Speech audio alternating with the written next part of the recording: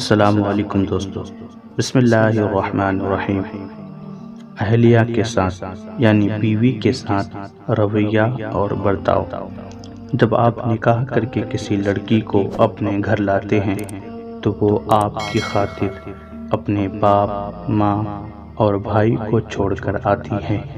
اب آپ کا فرض بنتا ہے کہ آپ اپنی بیوی کو ماں، باپ اور بھائیوں کی کمی کبھی محسوس نہ ہونے دیں۔ آپ کا ہمیشہ اپنی بیوی کے ساتھ برتاؤ اور معاملہ باپ کی طرح شفقت و مہربانی والا، ماں کی طرح ہمدردی، غم گساری اور عفو درگزر کرنے والا، اور بھائی کی طرح نرم خوئی، کرم نوازی اور حلم و برداشت والا ہونا چاہیے۔